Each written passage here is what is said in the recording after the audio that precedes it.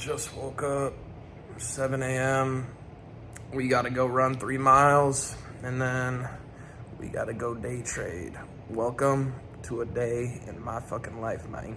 Let's get started. Oh yeah, also, I feel like I should let you guys know, I'm training for a marathon. For everybody that's new here, I'm training for a marathon, so pretty typical day is I'll wake up, I'll run minimum 3 miles, depending on what the training is. Sometimes it gets up to like 12 miles, 18 miles. I haven't hit those yet because I just started training, but we'll get there soon. And then after that, I'll cook myself some breakfast and then hop on the charts. But typically, all that has to be super, super quick. I have to go do my run, and then after that, I have to make my breakfast and then like eat my breakfast in the shower so I can get on the charts. So let's fast forward to see if I am mad depressed because I lost my trade or super lit because I won my trade. I guess we'll find out in 3 seconds. 3, 2, 1, go. Huh? What? You guys hear that? Sounds like a bull run!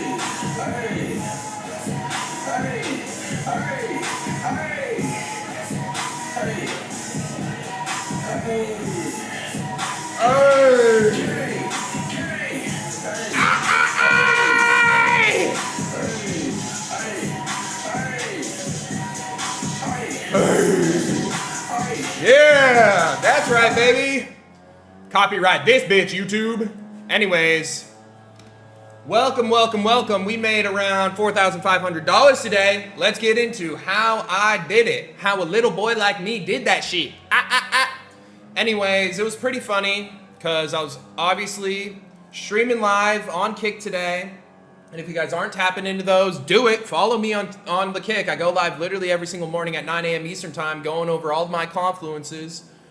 But anyways, I get on Kick and I say, look, man, we have a no news Monday, first and foremost. We have PPI tomorrow. We got CPI the next day. We got high impact news week. We're going to have to de-risk ourselves today, which is what I did. Again, this win was smaller than most of my other regular wins, as you guys saw. On Friday, I made around 10K, and today I only made like $4,000. Okay, but anyways, I wanted to de-risk myself because of a no news Monday on a high impact news week. Typically, you know, the markets are kind of wonky. But anyways, coming into the day, I noticed that since Friday, we were pretty much going sideways, okay, on the high time frame. And then when we scale down into the low time frame, the most obvious draw on liquidity for me was all of this low resistance sell side liquidity. We have 15-minute low, 15-minute low, 15-minute low, 15-minute low, 15-minute low, 15-minute low, 15-minute low. And that was my main target. If you guys rewatch that Kick stream, I pretty much said, look, I want to see these lows taken out. I want to see these lows taken out. I want to see these lows taken out, these lows, these lows. I didn't even think we would get to these lows, but we ended up getting there. And in turn, what were those lows? Those were 4-hour lows, high time frame liquidity. Okay, so that was just the biggest confluence for me to be looking for longs today. Okay, even if we had gotten some sort of confluences off of any of these lows, I probably would have wanted longs too, but that high time frame confluence, like within here, we had these hourly lows, equal hourly lows, but when we swept those 4-hour lows, I was like, game time. We're ready to rock. Okay, and why was I looking for these low resistance draws on liquidity? Well, we can see that we had already made an extension up. Okay, I knew that we needed a bit of a retrace, even off of this, right? We were just chugging a little bit to the upside, and we needed a retrace in order for us to continue going higher. And on top of that, like, what draws on liquidity do you see to the upside? We had made these pre-market highs, but other than that, what do you see in terms of draws on liquidity to the upside over here to the left? We don't see anything. We are more likely going to try and take out all of these lows. Again, go watch the Kick stream. It's like my first time drawing a trend line in forever, but I pretty much said, like, look, all of these lows, it's like trend line liquidity, whatever, low resistance liquidity, whatever you guys want to fucking call it. we want to come and take that out. And that's exactly what we did. So again, I sat on my hands, I was patient. Market opened and shit the bed, literally like diarrhea to the downside. Excuse my language, but we literally shard ourselves down. We take out all of those lows, and then we end up taking out high time frame liquidity. When we hit that, that's when I was like, okay, we're probably going to turn around here. And that's when we start bringing in the confluences. We see a bearish imbalance get formed. Okay, we respect it, but then boom, we invalidate it after sweeping out high time frame liquidity. From there, we also see a 1 minute break of structure. I didn't necessarily want to enter just off this because like we had made such a significant move down. I wanted to play it a little bit safe. Again, no news Monday. Better to play it safe than sorry. So again, this is kind of going back to that Friday move where I was like, look, we're going back to bread and butter. Liquidity sweep, break of structure, look for that third confluence. And today it just fucking banged. And I really wish that I kept runners. Unfortunately, I only held till equilibrium. I could have made way more money on this. But obviously I'm not going to be crying over anything that like isn't made because I made money today. But anyways, take profit was literally hit in a single minute. Again, this was a super small trade, pretty much an exact 1-to-1 risk to reward ratio. I entered right after this candle, respected this bullish imbalance. And yeah, right after that, we just got boom, dick to the upside, filling this. I really wish, in terms of lessons learned and like what I could have done better, definitely could have held to the top of this 5 minute fair value gap. Definitely could have even held some runners to this 5 minute fair value gap, like right here. And I mean, obviously this is complete hindsight, but maybe even to these pre-market highs right here that we just took out. So moral of the story, you know, let your runners run. I just kind of wanted to be in and out today because it was a no news Monday. I didn't think we were going to get this much volume from the market, but we ended up getting it, and boom, like literally 1 minute later ended up making our money for the day. So pretty freaking awesome trading day from me today. Really nothing else that I want to cover outside of that. It was just plain and simple, guys, bread and butter. You guys know like my strategy, you know, we see like high time frame liquidity sweep. We scale that down. We see our confirmation, either an inverse fair value gap or a break of structure. We got both. Third confluence with a fair value gap right here. We can also see that this, I mean, we can pull out all of these things. This here, right here, is an order block. The top of this order block, this leg down prior to the liquidity sweep. We obviously tap back into that. Reactions back up. We can even see these up candles right here. Breaker block, tapped into, boom. Like we could have taken it off of literally all of our confluences. Let's see if this 1 minute retracement hit equilibrium. Not quite, okay? But fair value gap, order block, breaker block, all of those got hit, and we see the reactions off of it. High time frame sweep. We pretty much got every single confluence that we could look for to be able to go long. A high time frame sweep, check. We're next looking for a confirmation, which is either an inverse fair value gap or a break of structure. We get both. Then we're looking for a third confluence, which we get 3. We get a fair value gap getting filled, we get an order block, and we get a breaker, all with reaction to the upside. And boom, rest is history. We get those huge legs up. So yeah, today was a super, like, just fucking picture perfect trading day. And yeah, let's get into now my day to day. I'm not really sure what we're going to be doing, but yeah, let's jump into the day. All right, we have an interesting day ahead of us. I've already spent a decent amount of time doing shit and preparing today because I've kind of been freaking out. But there's a fucking hurricane coming to Puerto Rico. So even though we made a bunch of money today, that isn't going to save us from literally a hurricane flipping my house upside down with me and Boogie inside of it. So the past couple hours, I have been at the grocery store buying canned goods, toilet paper, and water. And you're probably saying like, well, TJR, why are you freaking out so much?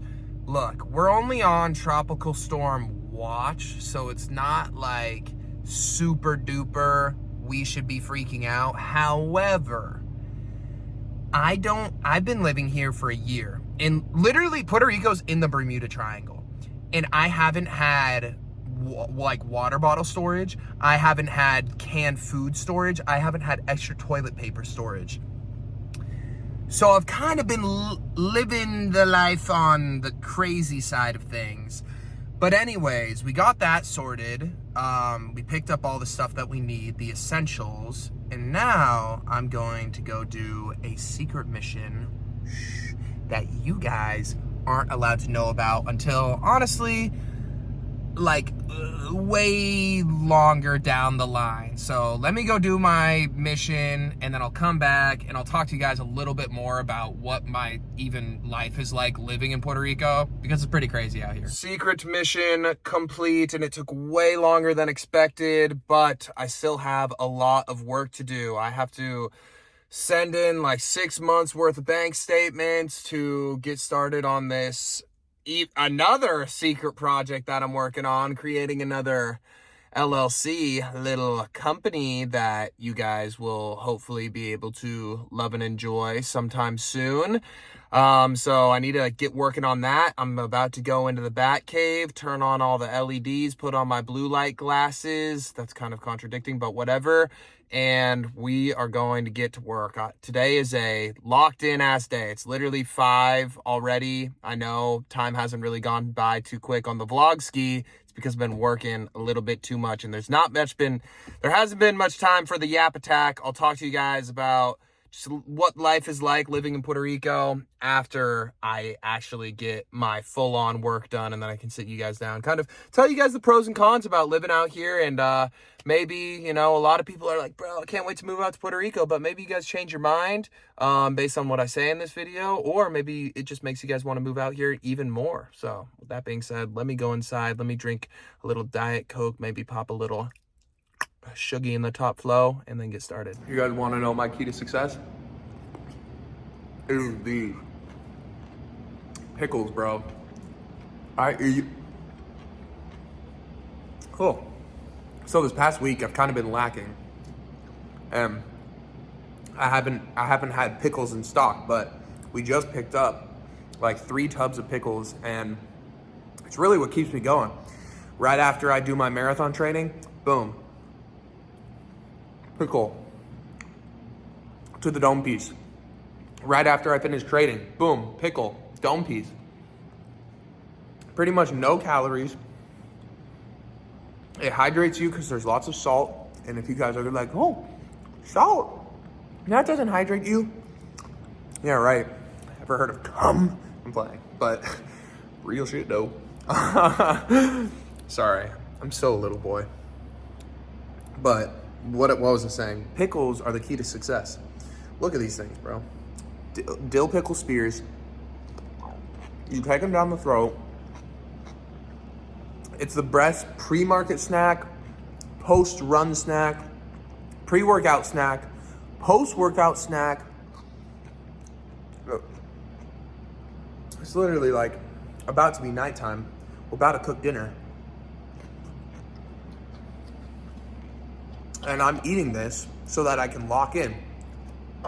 Most people, well, they do, you know, eat a bag of chips, eat a gummy worm, maybe some Gushers, even though Gushers are really gas, but me, no.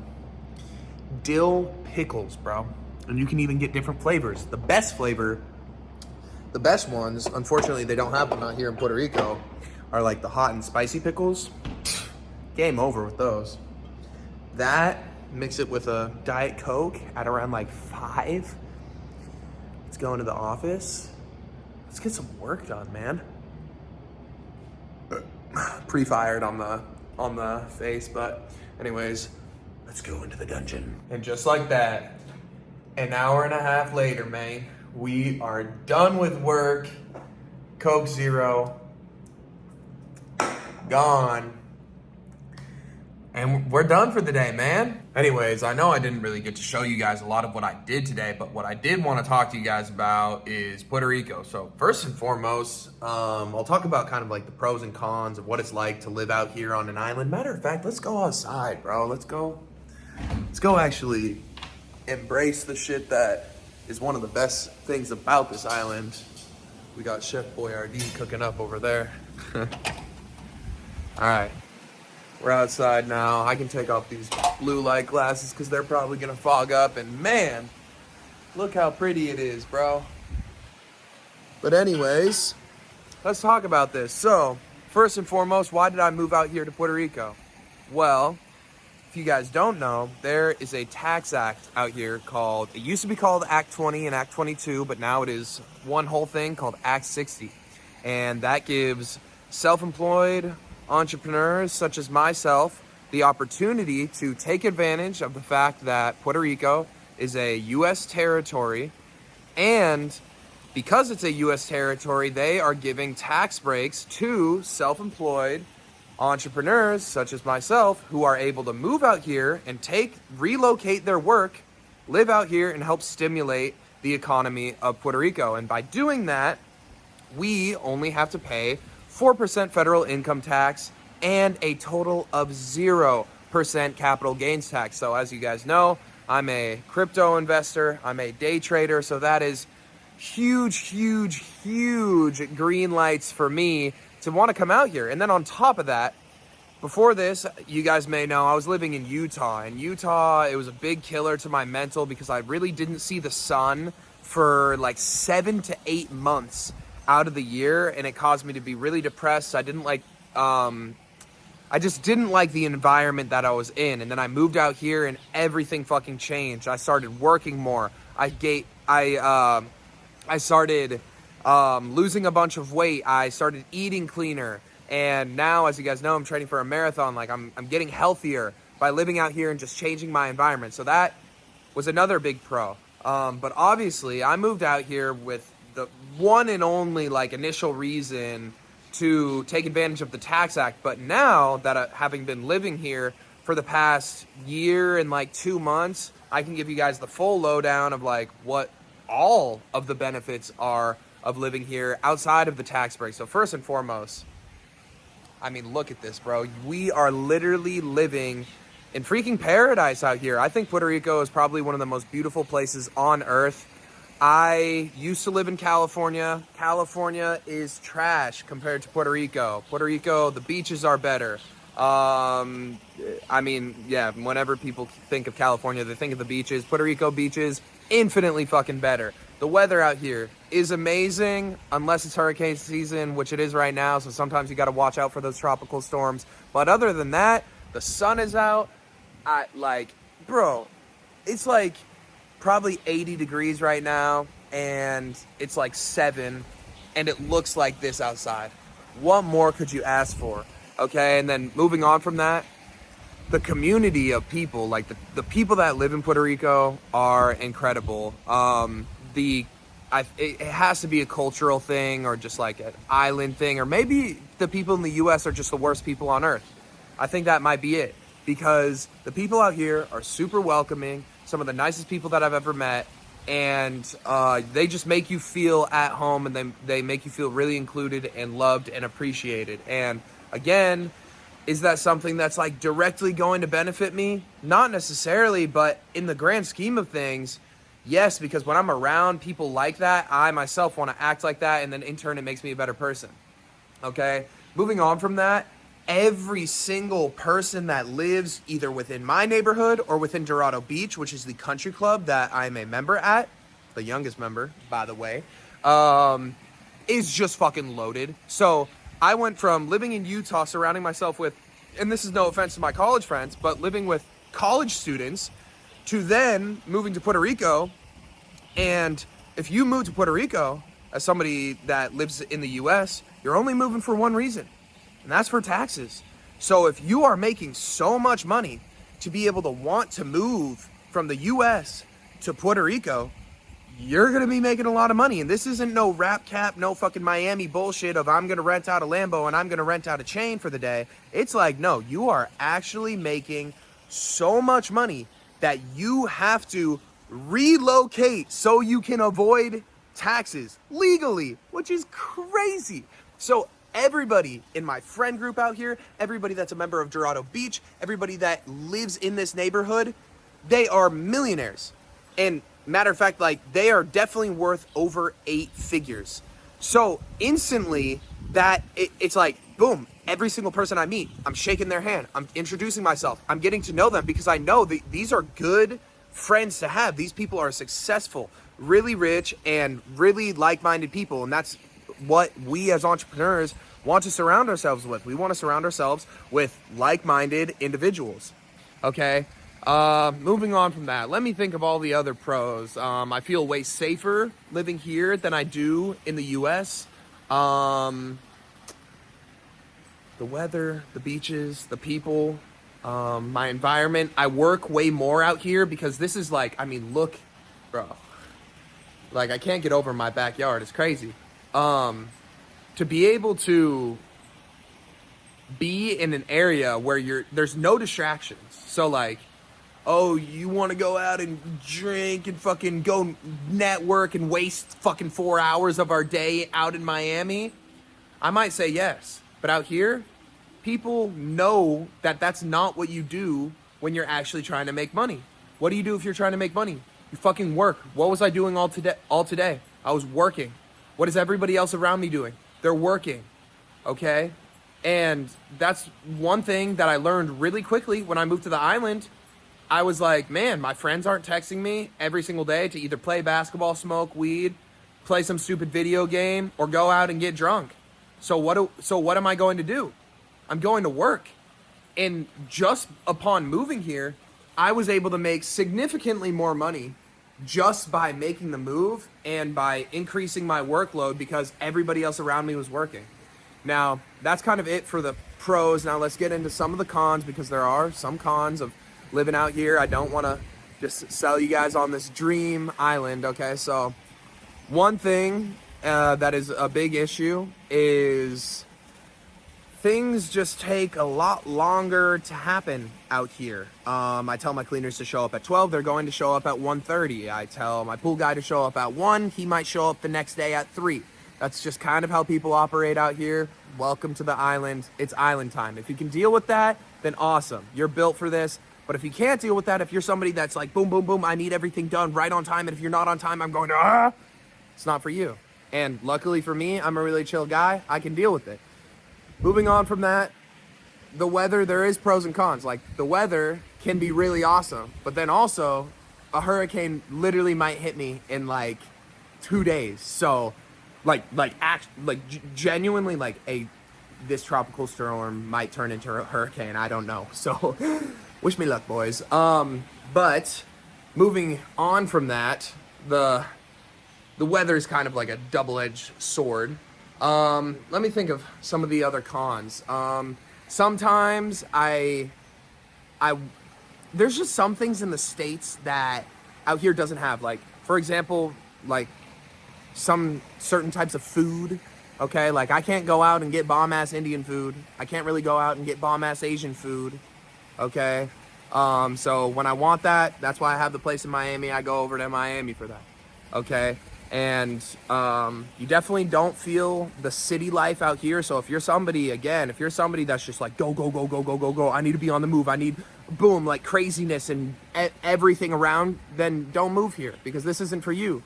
But if you're somebody that can deal and that can live and that can love this laid back lifestyle, you might want to consider it. You might want to come out here and visit and see, because in reality, bro, I truly believe if you're making $10,000 a month, there's no fucking reason why you shouldn't move out here.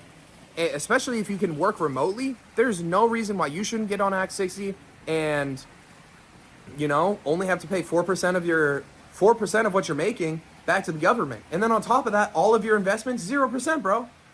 Like, this is an infinite money glitch. If you can invest out here for 10 years straight and have to pay 0 taxes on that, are you kidding me? Bro, the compound interest is just like it's actually mind blowing that a lot of young entrepreneurs aren't doing this out here. But anyways, I don't want to be gassing this up too much. This is a well kept secret. Even though I do talk about Puerto Rico a decent amount, and I kind of want to keep it that I'm like the youngest, biggest ballin' jit out here for a minute. Cause I mean, look at me, bro. I'm a real stepper out here. But that's another thing. A lot of these people in fucking Miami, I mean, hey, show that you got some money, man. Move out here to Puerto Rico, unless you're scared, because you're not actually making a lot of money, and you don't need to avoid taxes like your boy does. But anyways, there's a little sneak peek, a little overview of what it's like living out here in Puerto Rico. I'm going to wrap up my day here. I'm going to eat some dinner, and I'm going to go to bed really fucking early at around like 8 p.m. And I'll probably see you guys tomorrow or the next day. With that being said, I love and appreciate you boys. Peace out.